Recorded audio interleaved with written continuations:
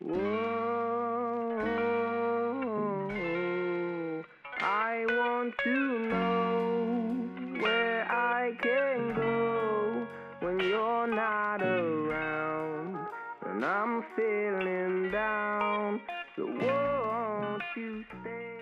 Hi everyone! In this video I'm gonna show you how I made these scrunchies for really cheap, because I know how expensive scrunchies can be. I've seen them for $5 each. Like, that's insane. You could make these out of just a hair tie and some fabric. It's really easy. It's really good quality. You cannot see that it's handmade, and it's actually better quality than I could find in a store, because last week I got a scrunchie from my boyfriend and it broke like 2 days later. So I fixed it, but still. And this one is just one of my favorites. It looks really cute, and you cannot see that you made it yourself. First, you will of course need some fabric. I got this from my internship because they didn't need it anymore. But a little life hack that I use is, if I don't want to buy a lot of fabric at once, I just buy a small pillowcase, like a velvet pillowcase that you can use for DIYs. Now, you could use hair ties for this project. I prefer elastic bands because hair ties are sometimes just way too tight around my wrists. So I made this elastic band that fits perfectly. So I just cut out a piece of fabric, 8 cm by 35 cm. If you want your scrunchies to be very wide, you can do a little bit more than 8 cm, and those 35 cm make sure it actually wrinkles. But if you want a lot of wrinkles, you could do 40, and if you want not a lot of wrinkles, you could do 35 or 30. Now I'm just gonna fold the fabric around the elastic band, and I'm gonna do this inside out, so with the velvet part facing the elastic band. This is very important because if we're gonna sew it up, we're gonna sew it up inside out, and then afterwards we're gonna put it inside out again so you don't see any stitches.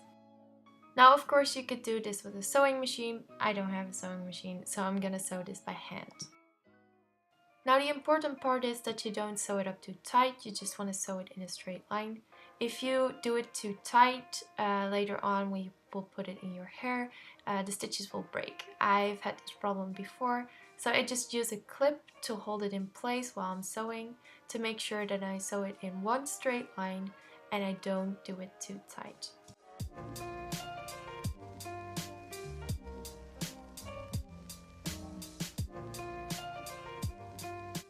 Sewing this by hand might take a while, so I just put on some music. It's actually very relaxing to sew this by hand.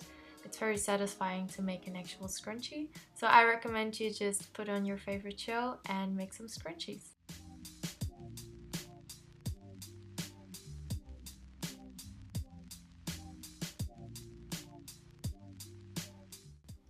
When you're at the end of your fabric, just sew everything up good and tie some knots in there to make sure it doesn't get loose.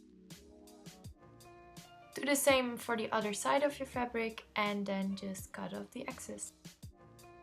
Now your scrunchie will kind of look like this, and we're gonna fold it inside out to reveal our actual velvet part.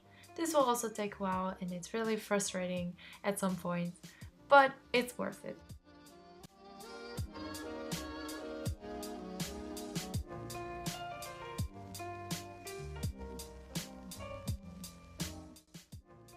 Now that your scrunchie is folded inside out, I just sew up those two loose ends. I do that by folding one piece over the other to make it look like another wrinkle.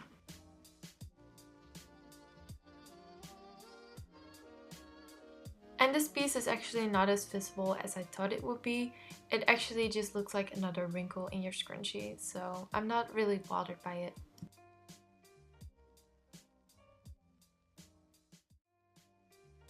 And then my scrunchie was done. This is actually such good quality, and I used velvet for this DIY, but you could use any fabric you want. Imagine how cool it would be to make a scrunchie out of your favorite old sweater or a curtain or anything else. So the possibilities are endless.